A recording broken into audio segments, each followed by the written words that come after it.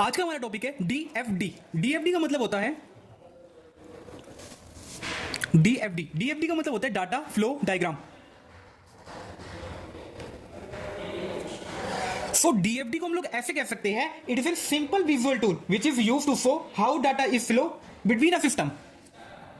सो अगर हम लोग इसको थोड़ा सा और क्लासिफाई करें तो इसको हम लोग लिख सकते हैं, it is a simple visual tool used in software engineering.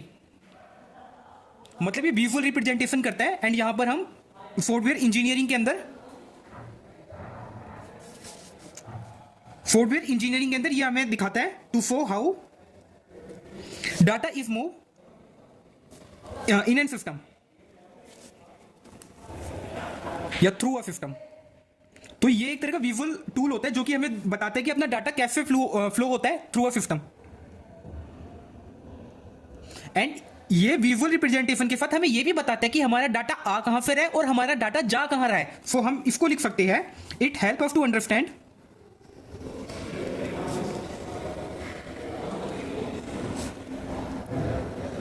where data is come from and how it is processed and how it is processed and where it is going। तो कहां से हमारा डाटा आ रहा है और कहां हमारा data जा रहा है, ये सारी चीज अपनी मैनेज करता है डीएफडी। डाटा फ्लो डायग्राम में ये सारी चीजें हमें पता चलती है। So now data flow diagram को हम लोग बबल चार्ट भी कहते हैं। इसका दूसरा नाम है डाटा फ्लो डायग्राम का बबल चार्ट। एंड इसमें अपने पास बेसिकली कुछ टर्मिनोलॉजीज होती है जो कि हमें समझनी पड़ती है। तो सबसे पहली अपने पास टर्मिनोलॉजी है जिसको हम लोग कहते हैं रेक्टेंगल। रेक्टेंगल का यहाँ पे मतलब होता है एक्सटर्नल एंटिटी या एंटिटी। ये बिल्कुल ईआर डायग्राम के जैसे ही है। देखो सॉफ्टवेयर इंजीनियरिंग में दो टॉपिक सबसे ज्यादा इंपॉर्टेंट है, एक है अपने पास मॉडल्स एंड दूसरा अपने पास है डीएफडी एंड ईआर डायग्राम। ये दो क्वेश्चन टॉपिक से दो क्वेश्चन हमेशा ही आते हैं। तो इसमें रेक्टेंगल का अपने पास मतलब हुआ एक्सटर्नल एंटिटी एंड इस वाली एरो का मतलब अपने पास हुआ डाटा फ्लो। एंड अगर यहां पे ओवल वाला सर्कल हुआ तो इसका मतलब हुआ, या सर्कल हुआ इसका मतलब हुआ प्रोसेस। एंड अपना अगर ऐसे कुछ हुआ तो इसका मतलब होता है डाटाबेस या डाटा स्टोर। इसको चाहे आप ऐसे रिप्रेजेंट करो चाहे ऐसे रिप्रेजेंट करो, एक ही बात है, इन दोनों का मतलब होता है डाटा स्टोर करना। सो जनरली अपने पास अब 3 टाइप की डीएफडी होते हैं। There are 3 type of DFD. सबसे पहले वाली डीएफडी को हम लोग कहते हैं 0 डीएफडी, 1 डीएफडी एंड 2 डीएफडी। बस 3 टाइप के डीएफडी होते हैं। पहले डीएफडी का नाम होता है 0 डीएफडी, सेकंड का नाम होता है 1 डीएफडी एंड लास्ट वाले का नाम अपने पास होता है 2 डीएफडी। तो जो 0 डीएफडी होते हैं ना, यहां पे बिल्कुल भी डिटेल नहीं होती। यहां पे क्या होता है, इससे पहले आप कुछ रूल समझो। रूल ये है कि आप 2 एक्सटर्नल को आपस में कनेक्ट नहीं कर सकते। 2 एक्सटर्नल को डाटा फ्लो में बताते हैं किस डायरेक्शन में अपना डाटा जा रहा है, तो आप 2 एक्सटर्नल एंटिटी को आपस में कनेक्ट नहीं कर सकते। अगर आप कनेक्ट करना चाहते हो तो बीच में एक प्रोसेस होना चाहिए। प्रोसेस को कनेक्ट कर सकते हो, ये आपका सही है, लेकिन ये आपका गलत है। ऐसे ही आप डाटाबेस को भी कनेक्ट नहीं कर सकते। डाटा स्टोर को भी आप ऐसे करके कनेक्ट नहीं कर सकते, ये भी आपका गलत है। सो आप प्रोसेस को यहां पे कर सकते हो और बाकी आप डाटा फ्लो तो यार वो तो हो ही जाएगा, वो तो एक ही बात हुई। डाटा फ्लो इसमें क्या कनेक्ट कर रहे हो आप, डाटा स्टोर आप कनेक्ट नहीं कर सकते एंड दैट्स ऑल। आप प्रोसेस को कनेक्ट कर सकते हो आपस में। ना डीएफडी ऐसा नहीं होना चाहिए कि ये अपना मान लो डीएफडी का कोई डायग्राम है तो सारा इसके पास इनपुट आ रही है और ये कुछ आउटपुट दे ही ना रहा हो, तो सब इसके पास इनपुट भेज रहे हैं, सब इसके पास इनपुट भेज रहे हैं। ये अपनी चीज गलत है। ऐसा अपना डीएफडी का डायग्राम नहीं होना चाहिए कि सब इसके पास इनपुट भेज रहे हैं। तो अपना डीएफडी का डायग्राम कैसा होना चाहिए कि कुछ इसे इनपुट भी भेज रहे हैं फिर आउटपुट दे रहा है। तो ऐसा अपना डायग्राम बेसिकली नॉर्मली होना चाहिए, चाहे प्रोसेस का हो चाहे अपना एंटिटी का हो। तो चलो अब इसको एक रेलवे के एग्जाम्पल से समझते हैं। तो जैसे कि मैं यहां पर रेलवे का एग्जाम्पल यहां पे करता हूं लेवल 0 के लिए। सो लेवल 0 के लिए मैं यहां पे एग्जांपल कर रहा हूं। सो लेवल 0 क्या बोलते हैं, बिल्कुल बेसिक डिटेल। अगर आपको अभी भी एकदम इसको अच्छे से समझ रहे हैं ना, मान लो हेलीकॉप्टर से ऊपर चले गए, ऊपर से आपको क्या क्या दिखेगा, आपको बिल्डिंग दिखेगी छोटी छोटी 2-3 कनेक्टेड। आपको मान लो यूनिवर्सिटी है तो ऊपर से आपको 2-3 कनेक्टेड बिल्डिंग दिखेगी, आपको प्रिंसिपल ऑफिस दिखेगा या मतलब हेड ऑफिस दिखेगा। तो ऐसे ही आप कनेक्ट ऊपर से देखो उसको, मतलब लेवल 0 की बात हो रही है इधर। सो लेवल 0 में क्या होगा, अपने पास सबसे पहले अपने पास होगा यहाँ पे कुछ भी। अगर रेलवे सिस्टम है तो रेलवे में क्या क्या होते हैं, रेलवे में जैसे पैसेंजर होते हैं अपने पास, पैसेंजर के बाद मान लो ये रेलवे का सिस्टम होता है।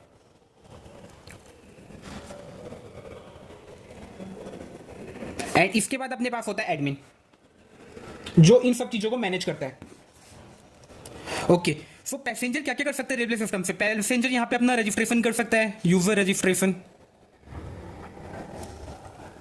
उसे यहाँ से मतलब अपना कंफर्मेशन आ सकती है कि रजिस्ट्रेशन सक्सेसफुल वाली आ सकती है। और यूजर क्या कर सकता है? और यूजर यहाँ से रिजर्वेशन कर सकता है, मतलब अपनी टिकट बुक कर सकता है, बुक टिकट। तो या तो बुक टिकट होगी, अगर बुक टिकट होगी तो उसको सक्सेसफुल मैसेज आएगा, या तो उसको यहाँ पे मतलब कैंसिल का मैसेज आएगा। तो अगर आप यहाँ पे देख रहे हो ना, यहाँ पर क्या हो रहा है कि अपने पास यहाँ पर ये जो अपने पास एक्सटर्नल एंटिटी थी, यहाँ पर अपने पास डाटा जा भी रहा है और यहाँ पे डाटा आ भी रहा है। तो अपनी एक्सटर्नल एंटिटी हमेशा ऐसी ही होनी चाहिए।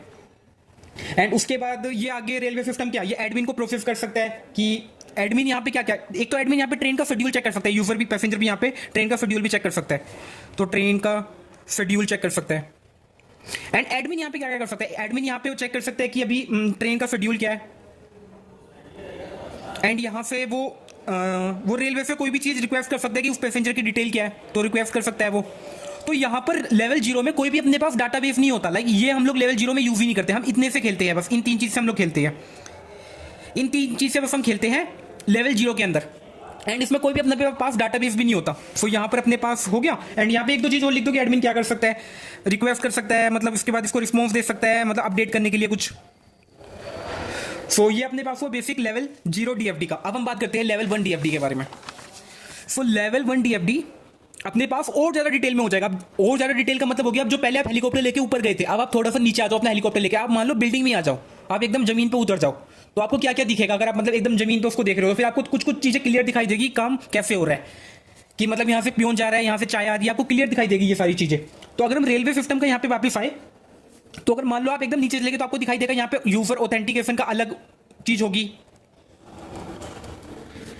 एंड जब भी आप यहाँ पे लेवल 1 के बाद लेवल 1 या लेवल 2 में आप करोगे, तो आप यहाँ पे डाटाबेस का यूज कर सकते हो। तो मैं यहाँ पे लिख लगता हूँ यूजर का डाटाबेस। ऐसे ही मैं यहाँ पे एक एडमिन बना लेता हूँ जो इन सबको मैनेज करेगा। एंड यहाँ पे मैं बना सकता हूँ एडमिन का डाटाबेस। और अपने पास क्या हो सकता है इसमें, और अपने पास यहाँ पर मान लो रिजर्वेशन का के लिए पूरा हो सकता है। और अपने पास रिजर्वेशन करेगा कौन? ये पैसेंजर रिजर्वेशन करेगा। तो मैं यहाँ पे पैसेंजर ही बना लेता हूँ। सो यूजर जैसे ही ऑथेंटिकेट हो जाएगा, वो क्या करेगा, यहाँ पर पैसेंजर के पास चला जाएगा, या पैसेंजर उसे रिक्वेस्ट भी कर सकता है रजिस्ट्रेशन के लिए। एंड पैसेंजर रिजर्वेशन के लिए क्या करेगा, यहाँ पे बुक टिकट के लिए अप्लाई कर सकता है वो, बुक टिकट के लिए। एंड यहाँ पे उसको रिस्पॉन्स भी मिलेगा कि सीट अवेलेबल है नहीं है, टिकट सक्सेसफुल हो गया नहीं हुआ, तो यहाँ से उसको रिस्पॉन्स भी मिलेगा। उसके बाद मान लो कि पैसेंजर ने बोला नहीं मुझे तो टिकट कैंसिल करना है, तो उसके लिए कैंसिल का भी एक होना चाहिए। तो यहाँ पर कैंसिल का भी एक बन गया। एंड वो कैंसिल की पैसेंजर क्या करेगा, रिक्वेस्ट करेगा। तो यहाँ पे मैं लिख देता हूँ रिक्वेस्ट। उसके बाद कैंसिल का इसको यहाँ पे रिस्पॉन्स मिलेगा, ठीक है तुम्हारा कैंसिल यहाँ पे सक्सेसफुल हो चुका है। एंड यहाँ पे कैंसिल का अपना डाटाबेस होगा अलग से। ये कैंसिल का हमने डाटाबेस बना दिया, कैंसिल डाटाबेस। एंड उसके बाद क्या होगा, यहाँ पर ये जो रिजर्वेशन है इसको आप पूरे एक डाटाबेस के साथ मैनेज कर सकते हो कि ये रिजर्वेशन कहाँ से चेक करेगा, ये भी एक डाटाबेस के अंदर से चेक करेगा। तो यहाँ पे आप इसका डाटाबेस बना सकते हो, यहाँ पे like train management database. And आप इसको ऐसे करके यहाँ पे कनेक्ट कर सकते हो। तो ये यहाँ पे मतलब कि इससे ये रिस्पॉन्स लेगा रिजर्वेशन की कौन कौन पैसेंजर है, कौन कौन नहीं है। एंड इसमें ये यहाँ पे रिस्पॉन्स भी करेगा, मतलब डाटा भी ये डाल सकता है। उसके बाद क्या है कि एक यहाँ पे रिजर्वेशन क्या है, ये बुक टिकट का था, यहाँ पर ये कैंसिल टिकट का था। यहाँ पर आप एक और बना दो, यहाँ पर इसमें लिख दो ट्रेन मैनेजमेंट, कुछ भी लिख दो, सीट अवेलेबल।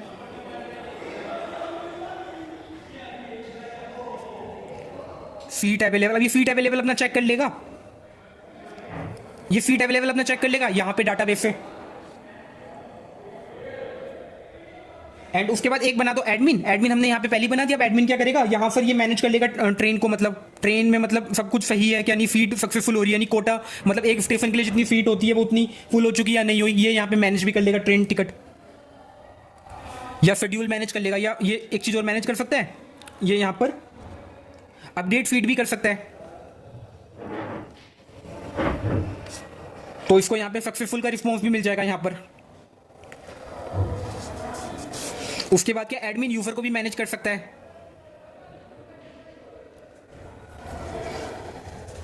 एंड वो यूजर का एडमिन यूजर का डाटाबेस भी मैनेज कर सकता है। एंड आप मल्टीपल जगह एडमिन लिख सकते हो। मान लो आपको यहाँ पर अगर एडमिन की भी जरूरत है ना, कैंसिल के साथ भी आप यहाँ पे भी एडमिन लिख सकते हो। तो आप एक यहाँ पर जो आपका एक ये एंटिटी है, इसको आप कितनी बार भी लिख सकते हो।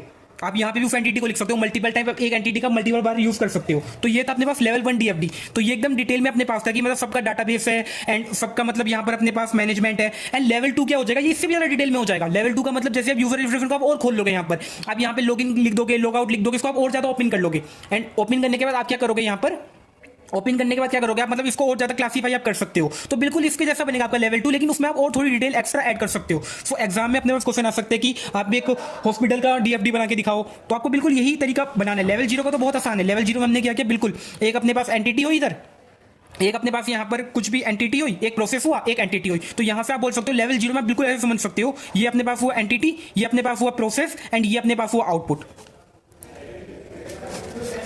सो आप लेवल 0 को ऐसे समझ सकते हो, एंटिटी, प्रोसेस एंड आउटपुट, मतलब इनपुट, प्रोसेस एंड आउटपुट, आप इसको ऐसे समझ सकते हो। एंड लेवल 1 में क्या होता है, थोड़ी डिटेल और ऐड हो जाती है और यहाँ पे आप डाटाबेस भी ऐड हो जाता है। लेवल 2 क्या है, इसमें और ज्यादा एक्सपेंड हो जाता है। लाइक आप कैंसिल का लिख सकते हो कि पार्शियल कैंसिल, फुल कैंसिल, आप वो सब इसमें ऐड कर सकते हो। आप इसमें रिफंड का भी ऐड कर सकते हो, और कि पार्शियल रिफंड, फुल रिफंड, आप वो सब इसमें ऐड कर सकते हो यहाँ पर। सो और डिटेल हो जाएगी आपकी जब आप यहाँ पे 2 DFD का यहाँ पर बनाओगे। सो अगर मैं आपको यहाँ पर रिफंड का सिर्फ दिखाऊं, यहाँ पर रिफंड का बना के 2 DFD में, तो सबसे पहली चीज तो हमारे पास यहाँ पर रिजर्वेशन का ये तो रह ही रहेगा। एंड यहाँ पे रिजर्वेशन का अपने पास डीबी भी रहेगा, डाटाबेस भी। एंड यहाँ पे मतलब कि बुकिंग इंफॉर्मेशन सारी रहेगी। एंड रिजर्वेशन के पास यहाँ पर अपने पास मतलब पैसेंजर भी रहेंगे रिजर्वेशन के पास यहाँ पर। सो पैसेंजर ये रहे, और पैसेंजर यहाँ से बुक भी, यहाँ पर टिकट भी बुक कर सकते हैं। सो बुक टिकट, तो ये कहाँ है, बुक इन्फो, चलो या पैसेंजर इन्फो, आप कुछ भी यहाँ पे डाल सकते हो। एंड यहाँ पे मान लो कैंसिल का आप बना दो, एंड यहाँ पर एक कैंसिल का डाटाबेस भी आप बना दो। यहाँ पर कैंसिल डीबी के नाम से आप एक यहाँ पे डाटाबेस भी बना सकते हो। एंड उसके बाद आप क्या कर सकते हो, अगर मान लो यहाँ पर पैसेंजर ने टिकट कैंसिल किया, मतलब कैंसिल टिकट किया, तो ये आपको जैसे आपने पैसेंजर यहाँ पे बना दिया, तो पैसेंजर में आप एक चीज और पेमेंट यहाँ पे ऐड कर सकते हो, या पेमेंट ऐड मत करो। यहाँ पे कैंसिल के बाद आप क्या करो, सीधा यहाँ पर पेमेंट, यहाँ पर आप पेमेंट ऐड कर लो। रिजर्वेशन के साथ पेमेंट डायरेक्ट कनेक्ट रहेगा। ये पेमेंट आ गया, पेमेंट में क्या चेक होगा, या तो अपना रिजर्वेशन यहाँ पर पूरा सक्सेसफुल हो चुका है, उसके बाद हम यहाँ पर पेमेंट मतलब ले रहे हैं, तो हम यहाँ पे लिख सकते हैं रिजर्वेशन टोटली कंप्लीट, तो वो यहाँ पे पेमेंट के पास जाएगा। एंड अगर पार्ट उसके बाद जैसे ही पेमेंट के पास जाएगा, तो पेमेंट को भी यहाँ से एक जगह चेक करना है। जो देखा आपने यहाँ पर, हमने पेमेंट यहाँ पर दो जगह लिख लिया है, तो पेमेंट आप मल्टीपल जगह लिख सकते हो। तो यहाँ पे पेमेंट डीबी से चेक करेगा क्या ये जो इसने डिटेल बोली मेरे को, मेरा पार्सल पेमेंट है या मेरा फुल पेमेंट है, क्या ये चीज सही है। अगर तो इसको यहाँ पे रिस्पॉन्स मिलेगा सही है, तो अगर सही है तो पैसेंजर को यहाँ पे रिफंड मिल जाएगा। तो ये था 2 DFD का, हमने यहाँ पे 2 DFD का बनाया। तो ये अपने पास पूरा था level 1, level 2 and level 0 DFD का। यहाँ पे हमें विजुअल रिप्रेजेंटेशन हम लोग करते हैं, एंड ये अपने पास पूरी इसकी थ्योरी थी, एंड ये अपने पास इसका जो है ये रिप्रेजेंटेशन थी। तो हमें एग्जाम में ये पूरा बस करके दिखा देना, और ये अपने 5 से 10 नंबर के एग्जाम में आता है। तो आज के लिए बस इतना ही, थैंक यू।